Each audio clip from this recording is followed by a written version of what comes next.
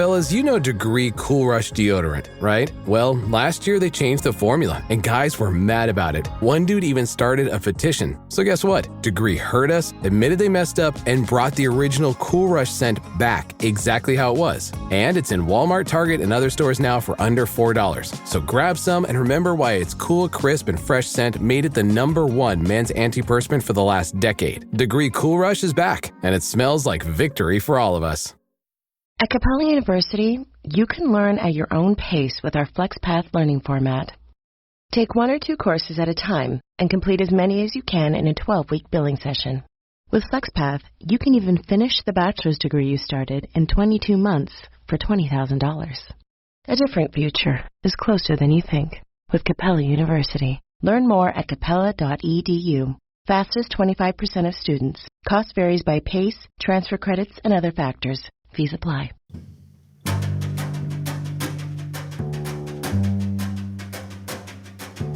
This is Addiction Medicine Journal Club. I'm Dr. John Keenan. And I'm Dr. Sonya Tredici. We believe that addiction is a disease that can be treated, and we want to help you stay up to date with the latest research that you can use in your addiction medicine practice. The podcast offers Category 1 CME through MyCares and Michigan State University. The links for the CME are in the show notes. This week, we are going to be discussing a trial of outpatient low-dose buprenorphine initiation. Sonya, how are you doing today? Doing wonderfully. How are you doing, John? Good. I'm actually about to go on a dad-daughter camping trip with a bunch of dads today, so it's going to be fun, wet, and cold, I'm sure. Oh, it sounds like so much fun. Aw, take some pictures. Memories to last a lifetime, right? Sure. I'm sure I'll be damp at some point. It's like constant dampness on a camping trip, right? Oh my gosh. Hey, that makes the best memories, you know? Yeah. How about you? Yeah, no, everything's good. This weekend's just home stuff, kids stuff, work in a garden, enjoy the spring weather. So nothing too exciting. Staying around home. That's cool. Well, enjoy the weekend. It's beautiful out. It is, if it stops raining. But so I had something I really wanted to share with the podcast. And actually, John, it's something you told me that made me a little anxious. You had mentioned you were concerned about the neuropsychiatric side effects of ropinerole, which is a medication we use to treat restless legs. And some patients request it, especially if they're going through withdrawal or have a lot of restless legs as they're coming off opioids and benzodiazepines. And then I saw a story in the BBC about a patient who sued his doctor for all the money he lost gambling after he was put on ropinerole. And the article was sent to me because I've been reading some about pathologic gambling. So the algorithm's now sending me all these articles about gambling. But this is a medication I do prescribe for patients with opioid use disorder to combat restless legs. And so I thought that this whole concept was very relevant to addiction doctors and to primary care doctors who are trying to treat restless leg syndrome. So basically the situation was that this patient was prescribed ropinerole. He ended up gambling and compulsively shopping, and he spent, I think, about 70,000 pounds, which, that he didn't have on gambling and shopping. And he received a 70,000 pound settlement from his doctor because he had not been warned of this potential side effect. And so I looked into this, and there was a review paper on impulse control disorders and dopamine agonists like ropinerole. And they report that 10 to 20% of patients who take a dopamine agonist get some form of impulse control disorder from the medication. That's like really high. And these impulse control disorders include things like pathologic gambling, hypersexuality, compulsive shopping, binge eating. And they say obsessive hobbying, meaning doing your hobby obsessively, punding, compulsive medication use. In the case in the BBC article, the patient was really interested in fishing, but he became compulsive and really excessive about it. He spent tons of money. He got obsessive about going to every single fishing site.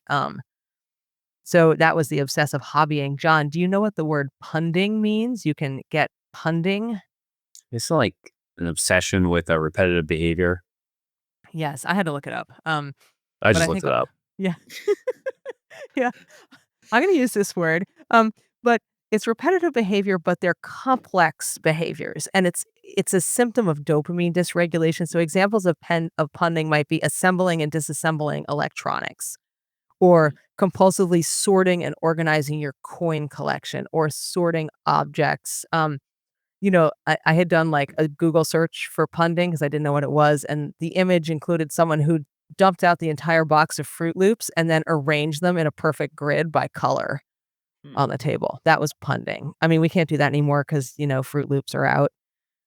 Or they're going to be sort of tan colored Fruit Loops from now on. But I'm gonna hold on to a couple boxes of black market red 40.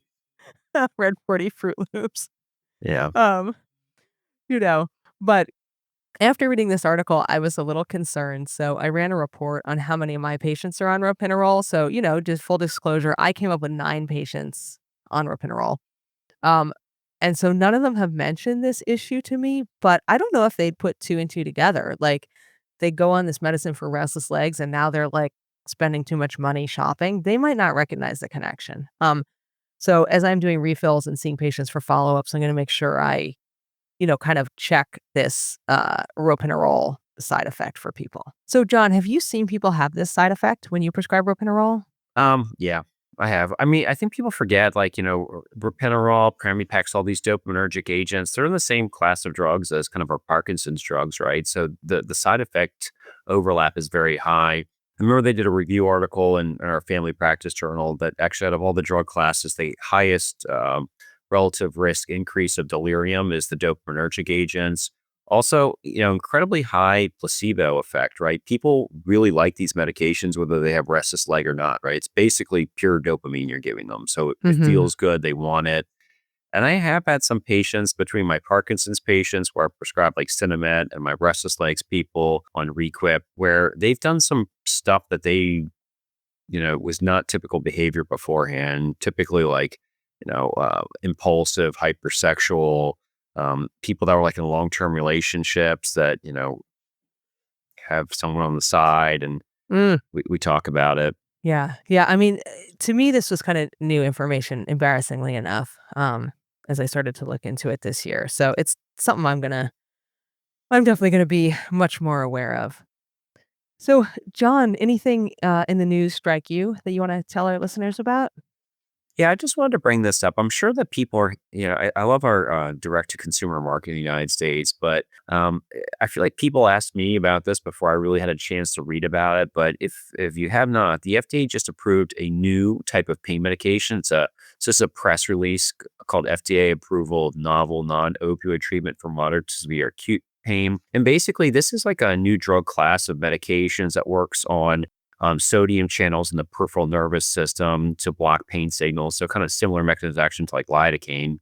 The medication is called Jernavix. It's also that's the brand name, and it's the generic name of it is Suzetrigine. And a couple things about it. It was kind of like approved through the FDA, and it kind of got priority through the FDA because there's something called the overdose prevention framework within the FDA, where they're kind of looking for novel medications to kind of explant opioids is our go-to for pain management. And so those drugs get priority in terms of review and basically priority designations. They kind of get bumped up the list on the FDA. A couple things for you to be aware of. One is the medication, interestingly, is not approved for chronic pain. So I think most of my patients that have already been asking about this, they're chronic pain patients. It's been studied mostly against moderate to kind of mild opioids for postoperative pain. And the 2 randomized trials, which are kind of still kind of publication pending, it was for abdominoplasty and bunionectomy, kind of interesting 2 surgeries to pick. But I think it's kind of interesting, and it's produced by Vertex Pharmaceuticals. So something that I'm sure people are going to hear about. It's probably not yet for prime time use, but love the fact it's there. Yeah. I mean, I love the fact that people are working on this. And, if it could get an approval for chronic pain, that's really where we see the biggest issue. Love to have a different option for people. Yeah, it's hard. Although kind of as many of our pain colleagues, like we have a multidisciplinary pain management program. I think a drug is not going to be the answer to chronic pain, right? I think it really is quite a complex entity, right? It's kind of biopsychosocial. I think that if you think you're going to get the outcome you want with just a pill, you're probably not. Yeah, agreed. It could be part of it is treatment, but I don't think it's just there. Well, and that's the thing. There's lots of medications that are effective for acute pain already, and they're not really effective for chronic pain. So another medicine that's proven to be effective for acute pain, like NSAIDs, acetaminophen, low-dose opioids, you know, ibuprofen, all ketorolac, all of those are effective for acute pain. But they don't seem to work chronically. So, another med that's only approved for acute pain is I don't know. I'm not It sure if gives us it'll a solve start, our right? it's a start. It won't solve our opioid problem though. So, you ready to hear about my article? Sure. So, this is an article I've been really looking forward to presenting. It's called Outpatient Low Dose Initiation of Buprenorphine for People Using Fentanyl. It was published in January of this year in JAMA Network Open. To go into some background, we know that high potency, long acting opioids like fentanyl and the drug supply make starting buprenorphine more challenging due to the risk of precipitated withdrawal. And just in case anyone doesn't know, precipitated withdrawal is what you get when you start buprenorphine when there are other opioids in the patient's receptors, in their mu opioid receptors. Since buprenorphine displaces the other opioids, but it fails to activate the receptor to the same level. So it kicks out the other opioids, but then it doesn't do as much, and you end up in opioid withdrawal. A traditional buprenorphine initiation waits until a patient is experiencing moderate withdrawal and the full opioid agonists have pretty much left the receptors. And then when you start the bupe, it will hopefully alleviate that withdrawal. But the problem with fentanyl is that even when someone's in moderate withdrawal, they can experience precipitated withdrawal. And it can also take 4 to 5 days of abstinence during which you do experience withdrawal before enough fentanyl is out of your system to take the buprenorphine. And many patients are really not able to wait that long. I mean, a patient would say, if I could go 5 days without using, why would I even be here? And I just know from my own experience, I've had 2 cases of significant precipitated withdrawal in the last 2 months. And 14 years prior to that, I really only had one significant case of precipitated withdrawal that I knew from an outpatient, and that was in a patient using methadone. So it's just trickier now with fentanyl. And it is a big problem because, with data now shows that roughly 1 in 8 buprenorphine initiations in hospital settings is associated with precipitated withdrawal. And it's a reason that many patients are afraid of buprenorphine or have an unsuccessful buprenorphine start. A lot of strategies have been developed to reduce the risk of precipitated withdrawal, including high dose initiation, low dose initiations. But there's not a lot of research comparing different methods. And of course, this being addiction medicine, there's like no randomized controlled trial. And there's been no studies evaluating different protocols in the outpatient setting. They've all been in kind of ER or inpatient. Um, and so this is a study of a low dose initiation protocol. And that means you start the buprenorphine at a low dose and overlap it with the full opioid agonist, slowly increasing your buprenorphine to displace the agonist a little at a time rather than all at once. And then once the patient's on a substantial dose of buprenorphine, they can comfortably stop the agonist. So, before we get into this study, John, have you had success with low dose initiations in the outpatient setting? Like we call them micro-inductions sometimes. I wouldn't say like so much in the outpatient setting. I see this in the hospital where I've done these very frequently. Outpatient, I've tried to do it. I mean, I think it's just tough for people that are like actively in the thick of it, starting no matter how you do it. But I've had people where they tell me it's rough, although I don't know anyone that's kind of actively using fentanyl 5, 6, 7 times a day that tell me that their transition to any treatment is smooth, right? Yeah. I mean, I've had some people who did well. These outpatient, quote unquote micro induction though, I've not had a lot of success. Either the patients have found the protocol overwhelming and they're not able to figure it out or stick with it on their own. Or they don't feel like they can reliably continue to use fentanyl. Like they want to have a date where they're done with the fentanyl. They don't want to keep using it once they've started the buprenorphine. But I'm always willing to try it. So this was a study in the outpatient setting, and this was a retrospective cohort study comparing outcomes between 2 different low-dose initiation protocols in the outpatient setting among people with opioid use disorder who are using fentanyl because it's a modern study. The outcomes they looked at were successful buprenorphine initiation and then retention in treatment. And notice there's no outcome that involves abstinence from drugs. It's just, did you get on the buprenorphine and did you stick on it? So who was in this study? It was 126 people. And between those people, they started buprenorphine 175 times. age 18 plus. They were seeking care from a substance use disorder clinic for opioid use disorder, defined via the DSM-5 criteria, and they had self-reported daily fentanyl use. These are all patients who opted for a low-dose initiation protocol, so they all wanted this, and they all you had to pick up your medication to start the protocol to be in this study. So if you just did the assessment with the doctor but then never got the medicine, you weren't in the study. And I just want to point out again, this is a group that's self-selected into the study, meaning that it might be a little biased towards showing a positive effect because these are patients who think that a low dose initiation would be successful. They may have tried it before and had success, or they may just in their mind feel like it's going to work for them, which probably would make it more successful. Because a big thing with addiction treatment is having people believe the treatment's going to work definitely helps them. And it also compared two different low-dose protocols. It didn't compare low-dose versus traditional initiation. It just looked at how these two different low-dose initiation protocols worked. It took place in two safety net substance use disorder clinics in San Francisco, and they had a specialty pharmacy that will bubble pack the medication. And 90% of the prescriptions in the clinic patients are from this pharmacy. In the clinics, patients are from this pharmacy. So the pharmacy fill data, which is what they used, is a pretty good measure of who seeks treatment. Study was done May 2021 to November 2022. And the only exclusion criteria were either you were already on buprenorphine or methadone, like you'd used it in the past 7 days, or you didn't even have opioid use disorder. And this is just a quick note. It may seem like a no-brainer. Like, why would you even have an exclusion criteria that you don't have opioid use disorder to be in a study of opioid use disorder? Why do we have to say that? But it's worth mentioning. We can get into such a zone prescribing buprenorphine to everyone who comes and asks for it. We can forget that, like, you actually have to make sure it's appropriate. I've had a few patients request buprenorphine, and when I do my assessment, they don't have opioid use disorder. They want it for something else, and it's not opioid use disorder. Yeah, that's really tough, right? I feel like I get a bunch of people coming up like rehabs, and they're like they have alcohol use disorder, and they were started on buprenorphine, or they're in prison and they have like alcohol and cocaine use disorder. They're started on buprenorphine, and it's really hard because now they're on this medicine, but they're doing that's not what the problem ever has been.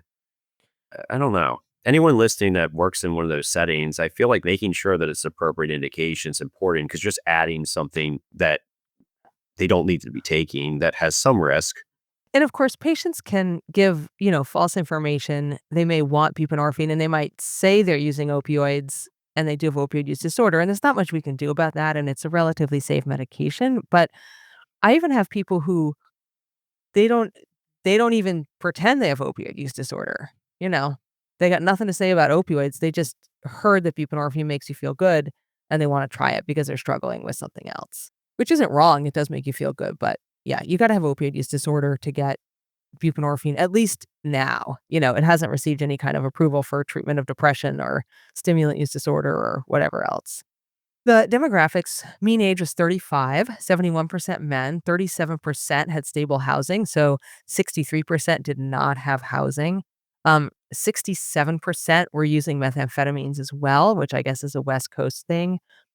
In the patients who had a baseline urine drug screen, 14% were positive for benzodiazepines, 36% cannabis, 30% cocaine, 17% other opiates, and 67% methamphetamine. So a lot of polysubstance use here. 66% had had a prior overdose, and 71% had tried buprenorphine in the past. So this is a young, male, unhoused population, all with significant polysubstance use and majority with a history of overdose. So a very sick population. The way the study was set up is that patients could choose either a 7-day protocol or a 4-day protocol.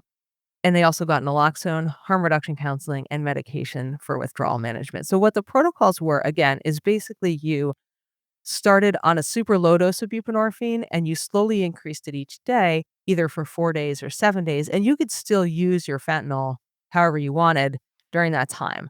You didn't need to stop the fentanyl, but once you were on the full dose of buprenorphine, you were supposed to stop the fentanyl with the idea that it would be easy, you wouldn't have withdrawal, you could stop it easily. And these aren't new protocols. The paper reported that both protocols have been used since 2020 in this clinic, and many patients may have been aware of them from the community or having tried them themselves in the past.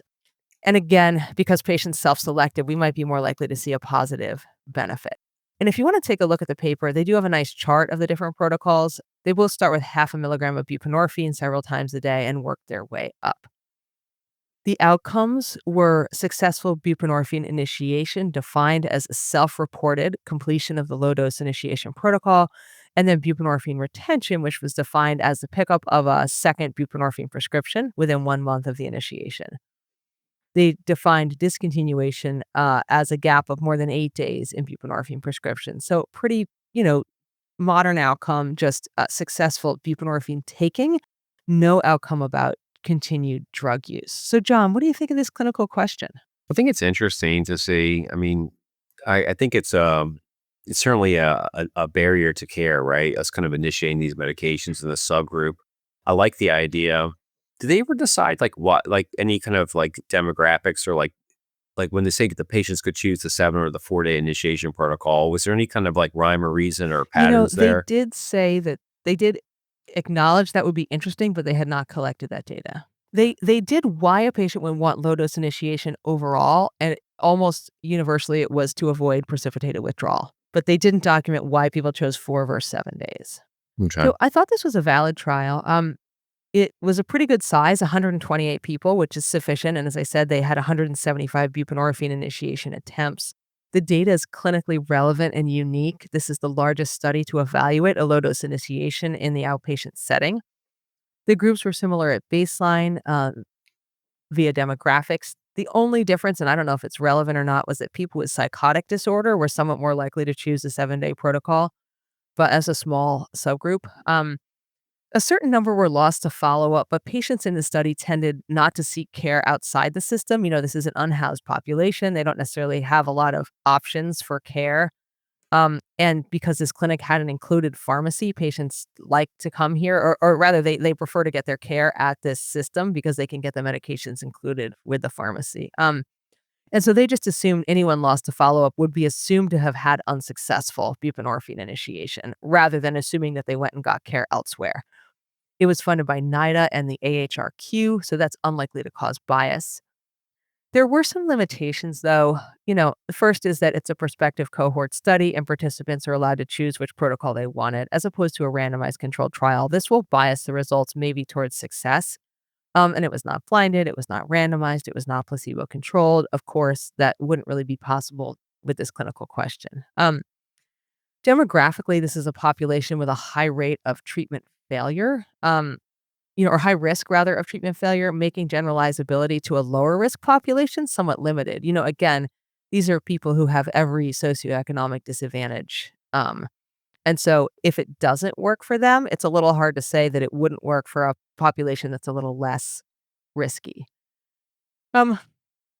Like you said, John, it was unknown why patients might choose one protocol over the other. And it's possible there were some underlying confounders, such as maybe people with more severe opioid use disorder would choose a 7-day protocol in the theory that it would be easier to tolerate. And it also, the fact that they all chose low-dose initiation out of a desire to avoid precipitated withdrawal indicates to me that they may be predisposed to that, or they've maybe experienced it before, or they're really worried about it, meaning they're predisposed to this adverse effect, which might limit the success of the intervention.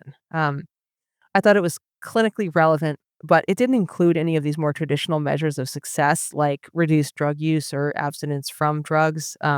So I would think a bigger study, maybe it would be good to have that data as well. And the common question you would ask is, does a low-dose initiation work better than a traditional initiation? That's actually the question a lot of people would ask, and that's not answered in this study.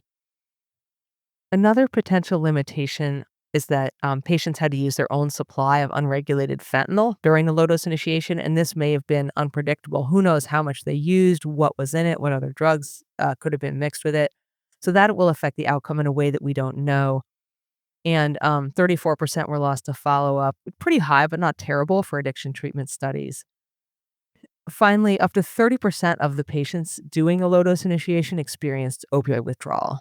But in the outpatient setting, patients were kind of on their own with this, so it may not have been recognized, may not have been appropriately treated, or leading to failure of the initiation. So if this study was done in a setting that was a little more monitored, perhaps they would have better outcomes. So, John, with all that in mind, do you think that this was a valid trial? I think it is a valid trial. I mean, it sounds like that this is a pretty common subgroup that some people do take care of. And I think it was kind of an interesting protocol, allowed some choice in there.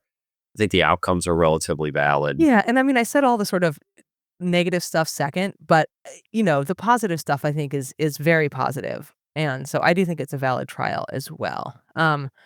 Then let's talk about the results. So there were 126 people, and they tried to quit fentanyl with buprenorphine 175 times. So the number in our study is 175.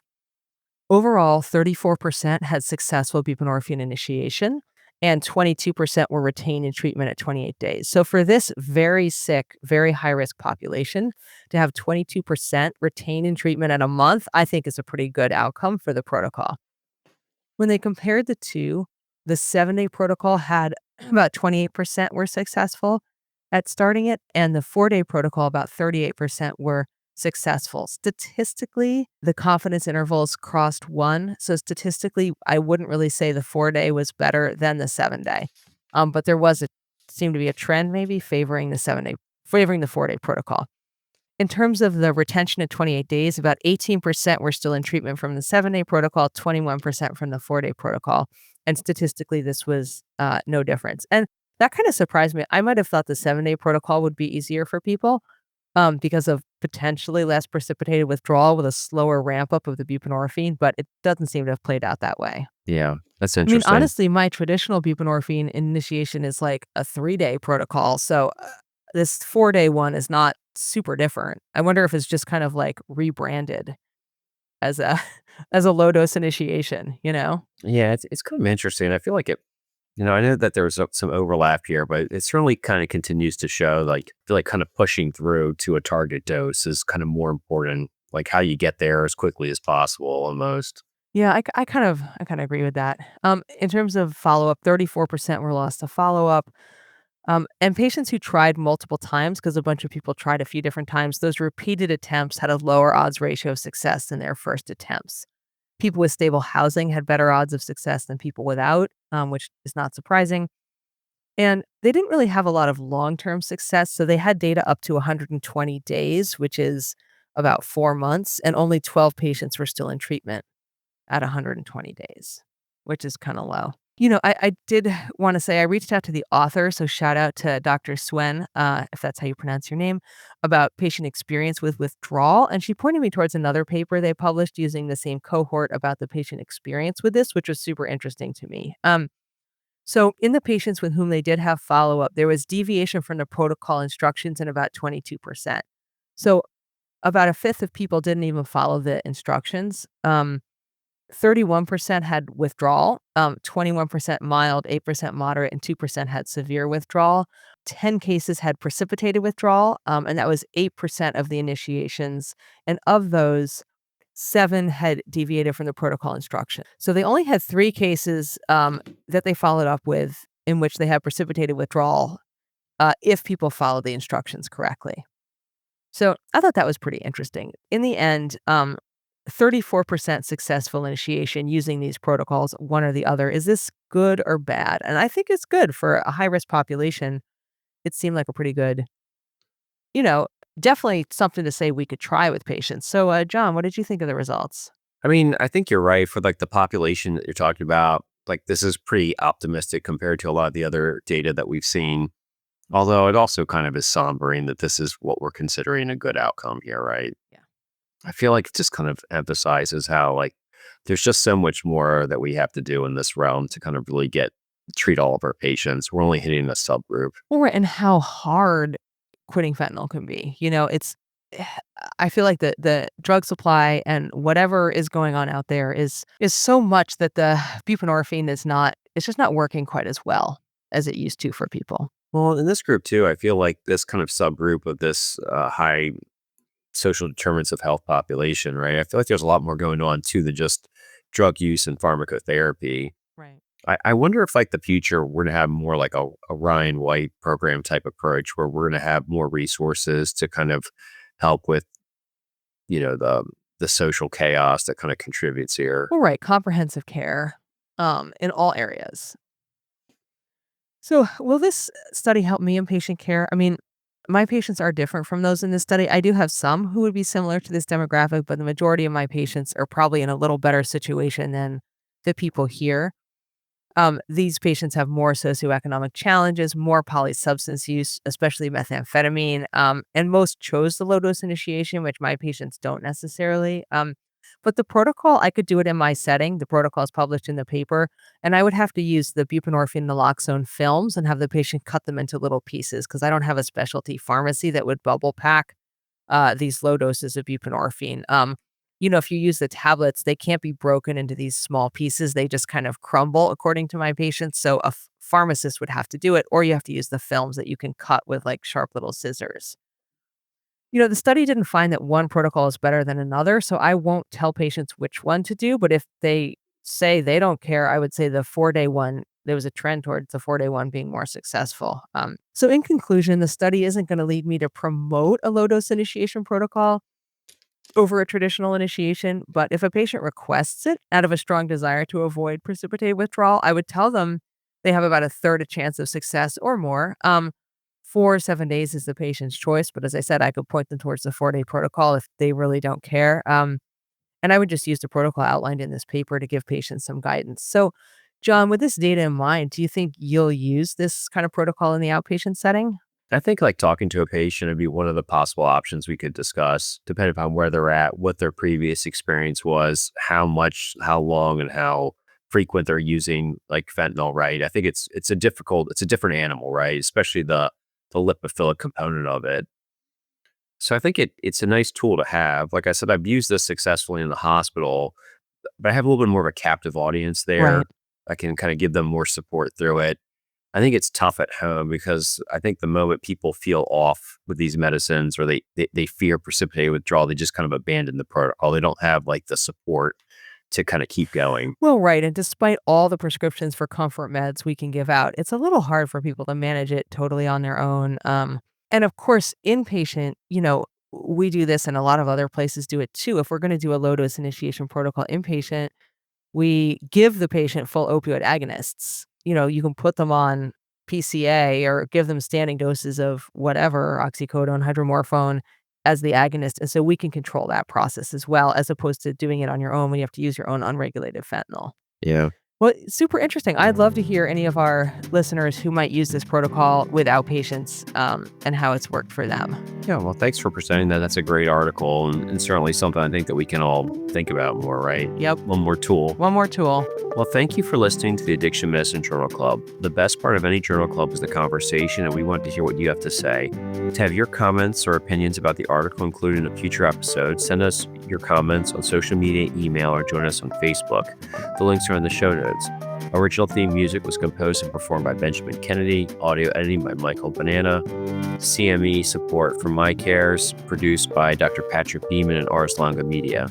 Addiction Medicine Journal Club is intended for educational purposes only and should not be considered medical advice. The views expressed here are our own and do not necessarily reflect those of our employers or the authors of the articles we review. All patient information has been modified to protect their identities. Thank you for being part of the conversation. Have a great day.